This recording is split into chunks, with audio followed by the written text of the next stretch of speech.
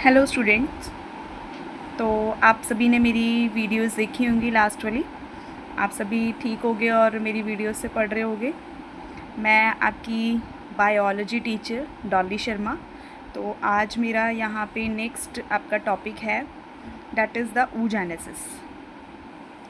मैं step by step इसको human reproduction को आप लोगों को टीच कर रही हूँ यहाँ पे वीडियोस के थ्रू अपनी। तो अभी जो मैंने लास्ट जो वीडियोस में अभी तक आप लोगों को अपलोड किया है वो सारा कुछ आप लोगों के लिए स्पर्मेटोजेनेसिस था और structure of sperm, structure of ovum. अब नेक्स्ट इसके बाद आप लोगों को oogenesis के बारे में पता होना चाहिए कि एग के अंदर कैसे प्रोसीजर हो रहा है और जो एग है वो किस तरीके से ब्रेक होके और नेक्स्ट जो है फॉर्मेशन के लिए हेल्प करता है, और जो अपने एग को रिलीज़ करना, ओवा को रिलीज़ करना और फर्टिलाइजेशन के लिए हेल्प करना। ठीक है, तो अभी मैं इसमें आप लोगों को यहाँ पे बताऊँगी oogenesis में कि ये वाले प्रोसेस के अंदर जो आप लोगों का नंबर है, एग का नंबर रिड्यूस कैसे हो जाता है। That is the diagram of oogenesis। ये oogenesis का डायग्राम है यहाँ पे। आप इसमें से इस तरीके से आप लोगों को ड्रॉ करना है। अगर ये आपको एग्ज़ाम में आ जाता है तो एग्ज़ाम में मतलब हमेशा ये पूछ लिया जाता है कि oogenesis क्या होती है, या इसके रिलेटेड 1 मार्क्स में क्वेश्चन भी पूछ लिए जाते हैं। तो आप लोगों ने जो है इसमें इस तरीके से अपनी oogenesis को प्रॉपर वे में स्टडी करना है और प्लस इसी तरीके से इसका डायग्राम बनाना है और पॉइंट्स में इसकी एक्सप्लेनेशन देनी है। तो चलिए आइए oogenesis की बात करती है। तो इसके अंदर भी स्पर्मेटोजेनेसिस के अंदर जैसे 3 फेजेस होते हैं, उसी तरीके से इसके अंदर भी क्या होते हैं, यहाँ पे 3 फेजेस होते हैं। Multiplication phase, growth phase and maturation phase. यही 3 फेज़ में स्पर्मेटोजेनेसिस में वर्क हो रहा था और इन्हीं 3 फेजेस में यहाँ पे इसके अंदर वर्क हो रहा है। चलिए, तो अब यहाँ पे हम लोग बात करते हैं सबसे पहला फेज़ मल्टीप्लिकेशन। तो जब मैंने आप लोगों को फीमेल रिप्रोडक्टिव सिस्टम करवाया था उस टाइम पे भी मैंने आप लोगों को बताया था कि जो oogenesis है वो बिफोर बर्थ ही स्टार्ट हो जाती है, मतलब बर्थ से पहले ही oogenesis स्टार्ट हो जाती है। इसमें ये ज़रूरी नहीं होता कि यहाँ पे जो oogenesis है वो बर्थ से मतलब बाद में होगी, तो ये हमेशा बर्थ से पहले हो जाती है। एग नेस्ट पहले ही प्रिपेयर हो जाता है बिफोर बर्थ, और इसके अंदर काफ़ी सारे एग्स जो होते हैं वो प्रेजेंट होते हैं। उनमें से एक एक एग क्या करेगा, अपनी ग्रोथ करेगा और उसके बाद वो मैचुरेशन फेज़ के अंदर एंटर करेगा। तो ये आप लोगों को याद रखना पड़ेगा यहाँ पे कि जैसे हम लोग स्पर्मेटोजेनेसिस में तो ये बोल रहे थे कि जो मल्टीप्लिकेशन फेज़ है उसके अंदर जर्मिनल एपिथेलियम वाले सेल्स जो हैं वो हेल्प करेंगे आगे फर्दर फॉर्मेशन के लिए और मल्टीप्लाई करने के लिए नंबर को, ताकि स्पर्म्स की फॉर्मेशन कर सके। बट इसके अंदर oogenesis के अंदर क्या होगा, बर्थ से पहले ही एग प्रेजेंट होते हैं, एग नेस्ट प्रेजेंट होता है, मतलब काफ़ी सारे एग्स जो हैं बिफोर बर्थ ही प्रेजेंट होते हैं। और उसके बाद जब उनका ग्रोथ फेज़ आएगा, पुबर्टी फेज़ आएगा, पुबर्टी फेज़ में वो क्या करेंगे, अपनी ग्रोथ करेंगे। और मैचुरेशन वो तभी करेंगे जब उनका पुबर्टी फेज़ जो है वो स्टार्टअप हो जाएगा और उसमें से एक एक एग वहाँ से रिलीज़ होगा और उसके बाद वो एग क्या करेगा, अपनी मतलब मैचुरेशन करने के बाद वो रिलीज़ हो जाएगा यहाँ से, अपने नंबर को रिड्यूस करने के बाद, मियोसिस करने के बाद। तो अब मैं इसको यहाँ पे आपको स्टेप बाय स्टेप समझाऊंगी। देखिए, एग जो होगा वो स्टार्टिंग में आप लोगों के नेस्ट प्रेजेंट है, तो नेस्ट में से एग की यहाँ से क्या हो जाएगी, रिलीजिंग। और वो भी रिलीजिंग कैसे होगी, 2n, oogonia जिसे हम लोग बोलते हैं, that is known as the oogonia। अभी इसका नंबर 2n ही रहेगा। माइटोसिस होगी यहाँ पे। माइटोसिस में ये अपना मतलब ज़्यादा नंबर नहीं बढ़ाएगा क्योंकि एक ही एग चाहिए हमें यहाँ पे, इससे ज़्यादा हमें एग नहीं चाहिए। माइटोसिस का मतलब ये होता है कि जो एग नेस्ट बनी हुई है उसमें से एग जो है वो रिलीज़ होंगे यहाँ से। ठीक है, oogonia अपने आप ही, अब एक जो oogonia यहाँ से रिलीज़ हो गया, अब वो oogonia यहाँ पे डिवाइड अप कर जाएगा। ज़्यादा नंबर में इसकी डिवीज़न नहीं होगी क्योंकि हमें एक एग ही चाहिए। 2n में माइटोसिस का मतलब ही होता है इक्वेशनल डिवीज़न। इक्वेशनल मतलब कि एक से 2 सेल बनेंगे और दोनों सेल के अंदर नंबर सेम रहेगा। ठीक है, अब इसमें से जो एक सेल है वो अपनी ग्रोथ करेगा, ग्रोथ फेज़ के अंदर एंटर करेगा, क्योंकि मल्टीप्लिकेशन में सिर्फ इतना सा ही काम होता है इसका, क्योंकि हमें ज़्यादा नंबर में एग अभी नहीं चाहिए। तो इसकी वजह से कि एक बार ही इसकी मल्टीप्लिकेशन होगी, माइटोसिस होगी, यहाँ पे 2n बन जाएगा, 2 सेल बन जाएंगे, उसमें से एक सेल अपनी ग्रोथ करेगा, बाकी ये क्या हो जाएगा, रीएब्जॉर्ब हो जाएगा या डीजनरेट हो जाएगा यहाँ से। ठीक है, अब ये जब ग्रोथ फेज़ के अंदर एंटर करेगा, अब जो ये मल्टीप्लिकेशन फेज़ है that is the first phase of oogenesis। ये वाला जो फेज़ है सबसे पहला फेज़ है oogenesis का। इट अक्कर बिफोर बर्थ, ये क्या करता है, बर्थ से पहले ही होता है। जो oogenesis है, जब बेबी स्टमक के अंदर है, बेबी अगर गर्ल है तो ये वाला फेज़ क्या करेगा, बिफोर बर्थ ही अपनी मल्टीप्लिकेशन करेगा ताकि एग नेस्ट की फॉर्मेशन कर सके। मतलब एक सेल से 2 सेल, मतलब इसी तरीके से और भी जितने भी जर्मिनल सेल्स होंगे वो डिवाइड अप करेंगे और एग नेस्ट की फॉर्मेशन कर देंगे, और जिसकी वजह से हमारे पास क्या बन जाएगा, that is the formation of young follicles in ovaries. Ovaries के अंदर ऑलरेडी इस मल्टीप्लिकेशन फेज़ के थ्रू बिफोर बर्थ से पहले फॉलिकल्स जो होंगे वो पहले ही प्रेजेंट होंगे, यंग फॉलिकल्स, ठीक है। तो यहाँ पे जो जर्म सेल्स होती है, जर्म सेल्स ऑफ ओवरीज, वो क्या एक्ट करती है, एज अ मदर सेल की तरह। Germ cell of ovaries act as a mother cell. देखिए यहाँ पर मैं आपको ये दिखा रही हूँ, फीमेल में ये वाला कॉन्सेप्ट देखिए, जो एग हैं, ओवरी हैं, ओवरीज में से जो ये इसकी लेयर है, आउटर साइड वाली layer, that is the germ mother cells, ठीक है, जो क्या करेगी यहाँ पे एग की फॉर्मेशन के लिए हेल्प करेगी, और उसके बाद एग जो है वो मैच्योर, ग्रोथ होने के बाद, मैचुरेशन के बाद इसमें से रिलीज़ हो जाएंगे। जो कि मैंने आपको फॉलिकल्स की डिवीज़न वाला भी क्वेश्चन इवन पहले ही मैं वीडियो अपलोड कर चुकी हूँ कि किस तरीके से फॉलिकल्स की फॉर्मेशन हो रही है ओवरीज़ के अंदर। स्टेप बाय स्टेप ये मैच्योर होंगे क्योंकि बिफोर बर्थ से पहले यहाँ पे प्रेजेंट है, और उसके बाद ये यहाँ पे लीड करेंगे और फेलोपियन ट्यूब के अंदर जाएंगे।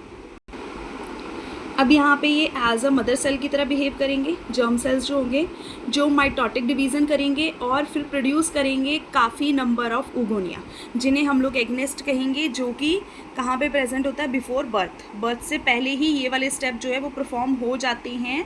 अगर बेबी गर्ल है इनसाइड में तो बर्थ से पहले ही ये सारा प्रोसेस जो है वो परफॉर्म हो जाएगा, ठीक है। काफ़ी नंबर ऑफ जो है यहाँ पे एग्स की फॉर्मेशन हो जाएगी, और ये अपने आप को अरेंज कर लेंगे एज अ क्रॉड्स की तरह, मतलब क्राउड जैसे हो जाता है ना, उस तरीके से एग ट्यूब्स या एग नेस्ट या फ्लफी लाइक स्ट्रक्चर जो है उसकी फॉर्मेशन कर लेंगे ओवरी के एक साइड में, नेस्ट बना लेंगे, घोंसला बना लेंगे, और उसके अंदर काफ़ी नंबर ऑफ जो है वो वहाँ पे क्या प्रेजेंट होंगे, एग प्रेजेंट होंगे, ठीक है। एग हो गया, ओव्यूल हो गया, ओवा हो गया, और ये जो है एग जो है ट्यूब वो सराउंड करती है ऊगोनियम, मतलब terminal oogonium of each cell, मतलब जो बाहर वाले ऊगोनियम होते हैं वो सराउंड कर लेंगे यहाँ पे एग्स को, जो उसकी लेयरिंग के लिए काम करेंगे।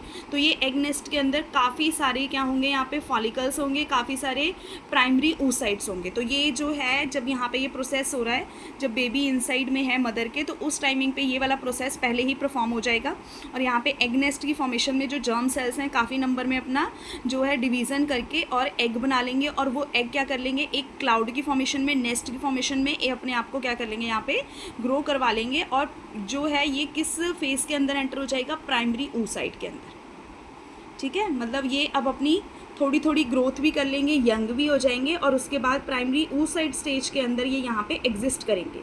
अब उसके बाद जो होगा फिर नेक्स्ट फेज़ इसका स्टार्ट हो जाएगा प्राइमरी oocyte का, और ये जो है यंग फॉलिकल्स जो है इनकी प्रोडक्शन हो जाएगी, तो ग्रोथ फेज स्टार्ट हो जाएगा। तो that is the second phase, जो कि इसका यहाँ पे सेकेंड फेज़ होगा। देखिए यहाँ से ग्रोथ के अंदर एंटर करना, प्राइमरी oocyte के अंदर फॉर्मेशन होना। अब ये इसमें से एक जो है एक एग रिलीज़ होगा एग नेस्ट में से और अपनी ग्रोथ करेगा, ठीक है, by a regulating of the hormone FSH। कौन से हार्मोन के थ्रू, फॉलिकल स्टिमुलेटिंग हार्मोन, जब एग नेस्ट यहाँ पे प्रेजेंट है बिफोर बर्थ, और उसके बाद इसमें से क्या होगा, यहाँ पे एक एक एग जो है जब पुबर्टी स्टेज आएगी, एडोलेसेंस स्टेज आएगी, उसमें से एक एक करके एग की ग्रोथ होने वाली है, और वो एग जो है वो FSH, आपको मैंने रेगुलेशन वाला करवाया था, फॉलिकल स्टिमुलेटिंग हार्मोन, जो कि फॉलिकल्स को रिलीज़ करने के लिए हेल्प करेगा यहाँ पे। It occur when the female child attain sexual maturity, मतलब ये कब यहाँ पे होने वाला है, ये वाला स्टेप जो होगा वो पहले ही हो जाएगा, फीमेल्स के अंदर एग नेस्ट पहले ही बन जाएगी बिफोर बर्थ से, और ये वाला स्टेप जब पुबर्टी पे आएंगे तो उसमें से एक एक एग अपनी ग्रोथ करेगा और प्राइमरी oocyte स्टेज में आ जाएगा, ठीक है, और वो भी FSH के साथ। और ये अपना जो ग्रोथ है वो ग्रोथ करेंगे, एक प्रॉपर अटेन कर लेंगे साइज़ को, क्योंकि इनके अंदर रिजर्व फूड मटेरियल प्रेजेंट होता है। अब एक ओवरी के अंदर कम से कम पुबर्टी टाइमिंग पे 60,000 to 80,000 प्राइमरी फॉलिकल्स प्रेजेंट होते हैं। 60,000 से 80,000 प्राइमरी फॉलिकल्स हैं जो कि मीनोपॉज तक रिलीज़ होते रहेंगे। ये सारे के सारे रिलीज़ नहीं होंगे, ठीक है, मतलब इतने फॉलिकल्स प्रेजेंट होंगे, उनमें से एक एक करके फॉलिकल्स अपनी ग्रोथ करेगा और प्राइमरी oocyte स्टेज में आएगा। फिर उसके बाद ये कौन से फेज़ के अंदर एंटर कर जाएंगे यहाँ पे, अब यहाँ पे ये सेकेंड मैचुरेशन फेज़ के अंदर एंटर करेंगे। ठीक है, अब ये देखिए यहाँ पे ग्रोथ होगी, प्राइमरी oocyte आ गया। प्राइमरी oocyte अब मियोसिस फर्स्ट करेगा। ठीक है, अब ये मियोसिस फर्स्ट अभी ये स्टार्टअप नहीं करेगा, मतलब ये प्राइमरी oocyte स्टेज में फेलोपियन ट्यूब में चला जाएगा और वहाँ पे क्या करेगा, वेट करेगा ये किस चीज़ के लिए, यहाँ पे स्पर्म के लिए वेट करेगा। अगर इसका स्पर्म नहीं आएगा तो प्राइमरी oocyte स्टेज में ही ये क्या हो जाएगा, यहाँ पे prophase diplotene, prophase 1 diplotene stage के अंदर ही इसकी ब्रेकेज हो जाएगी, जो कि यूट्रस में जाके ये क्या कर जाएगा, यहाँ से ब्रेक कर जाएगा। आगे का प्रोसीजर इसके अंदर परफॉर्म नहीं होगा। ठीक है, ये बर्थ ऑफ पुबर्टी के टाइमिंग पे होता है कि जो यहाँ पे प्राइमरी oocyte है अपनी मियोसिस फर्स्ट अभी स्टार्टअप करेगा 2n में। स्टार्टअप में जब कंप्लीट नहीं होगी तब तक ये कन्वर्ट नहीं होगा। अभी इसने यहाँ पे क्या किया है, स्टार्टअप किया है, और स्टार्टअप में क्या हो जाएगा, यहाँ पे मियोसिस फर्स्ट जब स्टार्ट हुई है तो 2n जो है वो फेलोपियन ट्यूब में जाएगा। अब प्राइमरी oocyte स्टेज में अगर उसकी स्पर्म नहीं आता है तो ये डिप्लोटीन स्टेज के अंदर ही यूट्रस में जाएगा और वहाँ पे जाके ये क्या हो जाएगा, डिस्ट्रॉय हो जाएगा, जिससे ब्लीडिंग स्टार्ट हो जाएगी। ठीक है, अगर यहाँ पे स्पर्म आ जाता है तो मियोसिस फर्स्ट क्या है, यहाँ पे कंप्लीट हो जाएगी। ठीक है, मियोसिस फर्स्ट क्योंकि उन्हें पता लग गया अब यहाँ पे क्या हो चुका है, स्पर्म आ चुका है, तो स्पर्म आने के बाद इसका नंबर क्या हो जाएगा, यहाँ से रिड्यूस हो जाएगा। ठीक है, रिड्यूस, अब उन्हें इंडिकेशन मिल गई ना यहाँ पे, तो उससे पहले ये क्या करेगा, अपने नंबर को रिड्यूस कर लेगा और रिड्यूस करने के बाद यहाँ पे ये किस में कन्वर्ट हो जाएगा, 2n से n के अंदर, क्योंकि अब मियोसिस फर्स्ट यहाँ पे कंप्लीट हो चुकी है। और जब यहाँ पे मियोसिस होने वाली है, मैंने जब आपको स्ट्रक्चर करवाया था तो उसमें बताया था स्ट्रक्चर ऑफ ओवम में कि एक पोलर बॉडी रिलीज़ होगी यहाँ से। जब ये कन्वर्ट होगा, मियोसिस फर्स्ट कंप्लीट होगी, n एक तो 2n से n में कन्वर्ट हो जाएगा सेकेंडरी oocyte, और एक क्या बन जाएगी, यहाँ पे पोलर बॉडी की फॉर्मेशन हो जाएगी। ठीक है, अब उसके बाद फिर क्या होगा, फिर से इसमें मियोसिस सेकेंड होगी। मियोसिस सेकेंड के अंदर ये क्या बन जाएगा, सेकेंडरी oocyte बनेगा। मेटाफेज स्टेज के अंदर सेकेंडरी oocyte स्टेज बनेगी और ये पोलर बॉडी फिर से डिवाइड करेगी और 2 पोलर बॉडी की फॉर्मेशन करेगी। तो अल्टीमेटली यहाँ पे 3 पोलर बॉडीज़ की फॉर्मेशन हो जाती है, और ये जो 3 पोलर बॉडीज़ हैं आगे डिसअपेयर हो जाती हैं या फिर एक पोल की क्रिएशन कर देती हैं, जिसे हम लोग एनिमल पोल बोल देते हैं, जहाँ पर ये पोलर बॉडी प्रेजेंट होंगी, कि इनका कोई काम नहीं होता, ये रीअब्जॉर्ब हो जाती हैं यहाँ से। ठीक है, that is all about a oogenesis। इसके अंदर आपको मैंने बताया कि ये वाला फेज़ जो होगा वो बिफोर बर्थ ही प्रेजेंट होगा। फिर जब पुबर्टी आएगी 60,000 से 80,000 प्राइमरी फॉलिकल्स जो क्या करेंगे, अपनी ग्रोथ के लिए हेल्प करेंगे ड्यूरिंग द मेंस्ट्रुएशन फेज़। और उसके बाद ये प्राइमरी oocyte से मियोसिस जब फर्स्ट स्टार्ट होगी, अगर यहाँ पे स्पर्म नहीं आएगा, फर्टिलाइजेशन नहीं होगी, तो इसी स्टेज में ये डिस्ट्रॉय हो जाएगा। अगर यहाँ पे वो स्पर्म्स की उनको इंडिकेशन मिल जाती है तो ये कन्वर्ट हो जाएगा, 2n से n के अंदर कन्वर्ट हो जाएगा, और मियोसिस फर्स्ट जब कंप्लीट हो जाएगी तो एक पोलर बॉडी बन जाएगी। ये पोलर बॉडी फिर से डिवाइड अप करेगी यहाँ पे मियोसिस सेकेंड, और सेकेंडरी oocyte स्टेज में मेटाफेज में आ जाएगा। ये अब रेडी हो जाएगा यहाँ पे फर्टिलाइजेशन के लिए, और उसके बाद जब फर्टिलाइजेशन होगी फिर आगे फर्दर प्रोसेस परफॉर्म होगा।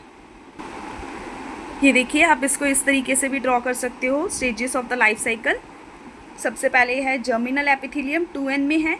ये क्या करेंगे, यहाँ पे अभी अपनी मल्टीप्लिकेशन करेंगे इन फीटस मतलब जब मदर के इनसाइड में है, बर्थ से पहले जो है ये मल्टीप्लिकेशन फेज़ जो है, और इवन जो है ग्रोथ फेज़ का मियोसिस फर्स्ट जो स्टार्टिंग हो जाती है वो वहीं पे हो जाती है। ठीक है, अब ये मल्टीप्लिकेशन फेज़ में क्या हो जाएगा, यहाँ पे 2 मतलब मल्टीप्लाई करेंगे अपने जर्मिनल एपिथेलियम के थ्रू, नेस्ट की फॉर्मेशन कर लेंगे, काफ़ी सारे एग बना लेंगे।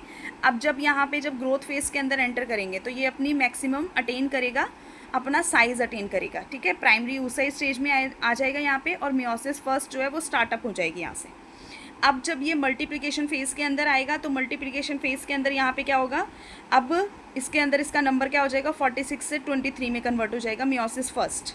ठीक है, और जिसमें एक पोलर बॉडी की फॉर्मेशन हो जाएगी, जो कि अभी मैंने आप लोगों को बताया था, और ये बर्थ के बाद हो रहा है, ओव्यूलेशन के बाद हो रहा है यहाँ पे। ठीक है, जब यहाँ से एग, ओवरी में से एग रिलीज़ होगा तो यहाँ से जो ग्रोथ फेज़ में से अब ये मैचुरेशन फेज़ में एंटर करेगा, तो उस टाइमिंग पे यहाँ से 46 से नंबर किस में हो जाएगा, 23 के अंदर कन्वर्ट हो जाएगा और एक पोलर बॉडी बन जाएगी।